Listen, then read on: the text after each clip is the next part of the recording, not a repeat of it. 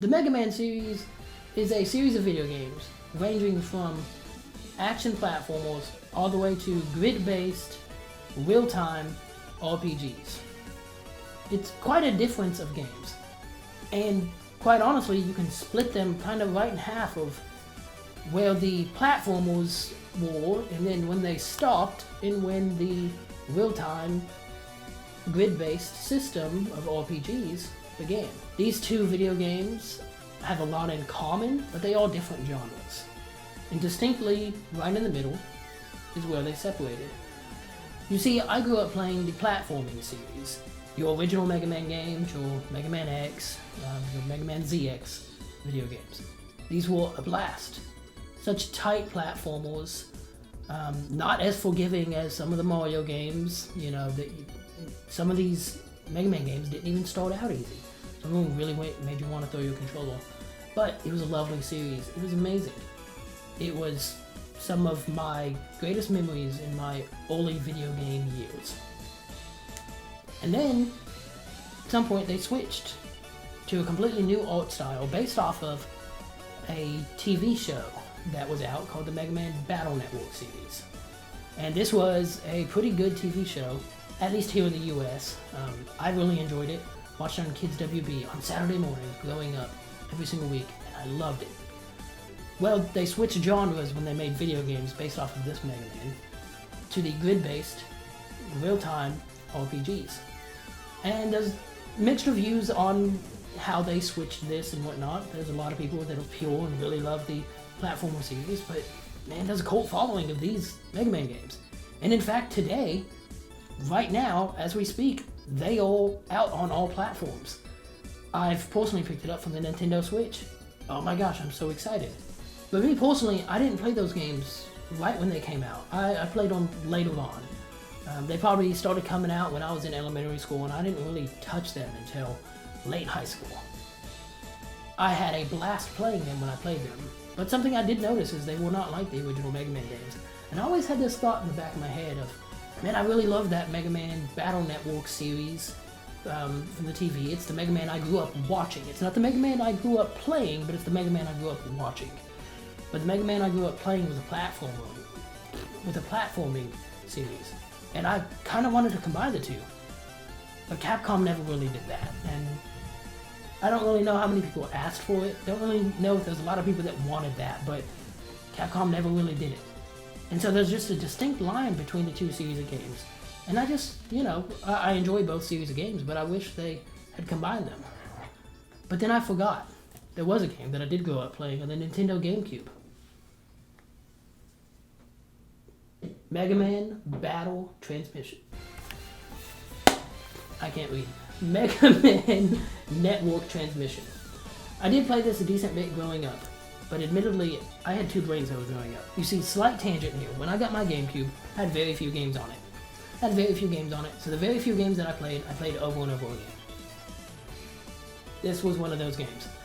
And admittedly, as we're going to go into a little bit later on in this video, I didn't really know how to save games often growing up. My Pokemon games, I knew how to save those, but for whatever reason, this game, I was such an idiot kid. I didn't know how to save this game. So I only played a portion of this game over and over and over again. Meaning every time I turned off my console, the next day I went to go play this game again. Yeah, that's right, I had to start from the beginning. So I got decently familiar with the beginning part of it. And we'll go on to that a little bit more, but I had a blast playing this game growing up. Honestly, I've forgotten about it over the years. And when they announced this Legacy Collection that is out today, I was actually kind of shocked that this wasn't in it, because this does fall right in between the two games. I know a lot of people consider this a spin-off, but me, I don't. I've always considered the main series games. It is very much so a full game. It takes probably about 8 hours to beat if you're really chugging it along, and it has so many bosses. Oh my gosh, it's literally just an old school classic Mega Man game with this kind of paint on it. And they do have some mechanics from the new series built into it. It's actually really cool. Critically, it did not do so well. Totally understand that. But that's not what we're here to talk about today. We're here to talk about I don't know why I keep putting this game down, even though I'm going to continue talking about it. We're here to talk about what is actually in this game. So without further ado, let's just go ahead and dive into what it's like playing this game, and we'll get on to my genuine thoughts about the game after all this. So, let 'em whip? No, that's not it. Let's jack in! I want to preface this section of the video by stating that all the high-resolution footage is from another YouTuber. His name is Rangris. You can check him out in the top link of my description below. His channel focuses on challenge runs of various video games, like a chipless playthrough of Megaman Network Transmission. Your videos are top tier, man. Keep up the good work. Megaman Network Transmission has you platforming through different levels, looking for different passcodes to allow you to get to new areas of the WWW. I'm only assuming that stands for World Wide Web. But this is a hub area that you have to navigate in order to access new areas to be able to move through the game. These areas unlock more bosses to face and new story beats. Honestly, the best part of this game is the bosses. And the story isn't too bad either. Just a quick summary is that there's a virus going around that is infecting various net navies. I think that's what they're called. Is that right? I'll check on it later. You have to find the source of where the virus is coming from and track it down to save the WWW. The platforming is pretty decent in this game, but the bosses is where it's at. They play like any game's traditional bosses, having a set pattern of attacks, and you have to react to them to defeat them. The neat part about the gameplay is you have battle chips that you get to use to do more damage. They also do damage in different ways. Some of them are guns with big blast radiuses, some of them have smaller blast radiuses. Some are swords, some of them can heal you. Some provide utility like double jumps. You have to learn to manage these well to be able to get through the levels. Or like in the case of Rangris, as you can see, you can just not use any chips if you are just a stinking legend.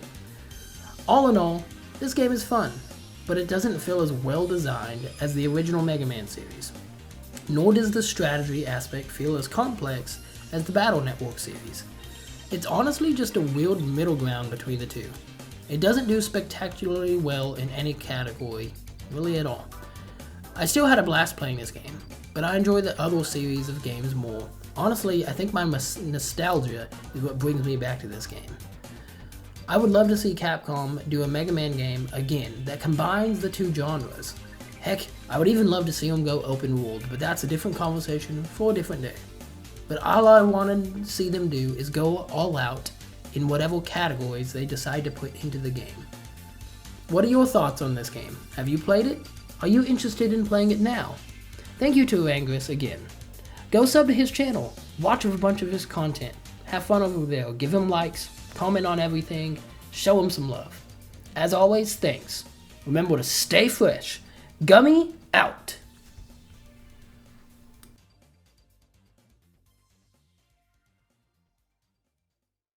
Forgot to go over this in the video, but obviously I have the full case here and everything. Nothing looks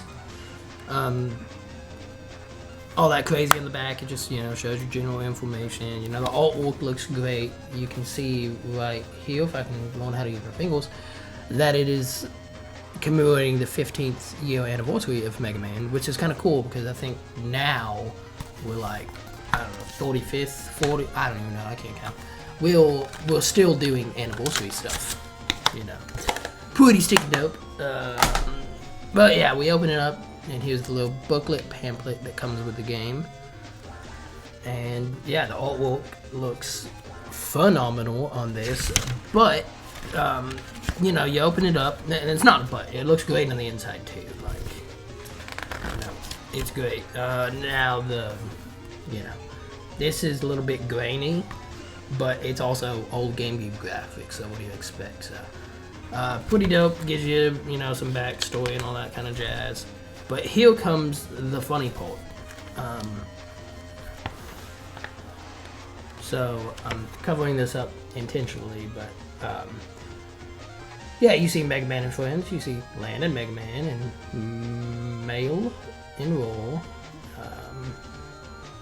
Mr. Hikari and Papa and Mrs. Hikari and Mama. And doesn't show anything for them. We got Dex and Guts Man, Yai and Glide, and Chad and Proto Man. We all know what Chad and Proto Man look like, right? Well, they don't look like stinking Mega Man's, I think that's called the bug suit. Oh man, I'm butchering that completely.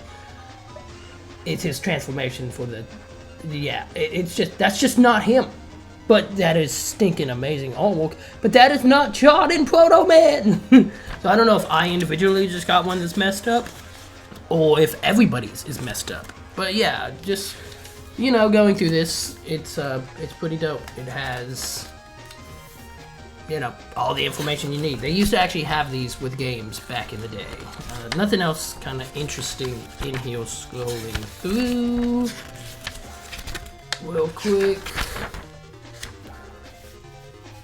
Oh yeah, they show off the official strategy guide in here, which would have been, honestly, that'd be cool to own. I would actually love to own that. If you know anybody that has one, hit me up. But also, there are some things for, coupon things for Capcom shop. I don't know if it's online or what, but yeah, it's pretty dope. You know, appears you can cut them out and whatnot. Or maybe I'm just an idiot. You can't cut those out. It's just showing off the website. I think it's just showing off the website. Yeah. They have a merchandise website. And the merchandise website, it's so funny. Back in the day, it was almost like a gag. Back in the day of my camera's not auto-focusing well enough. Let's see if I can run to the top. There we go. Yeah. It was almost like a gag back in the day to have boxers, underwear, men's underwear, as something that you're showing off that you provide, and obviously, boom, yeah, that it's so funny that gag is there in this stinking booklet. You know, it's just hilarious. But yeah, so the booklet is nice. The artwork looks great, and it has a mistake, which is great. I love seeing when these things have mistakes. So yeah, that's it. I'm out. Oh, we shouldn't have smacked the, yeah.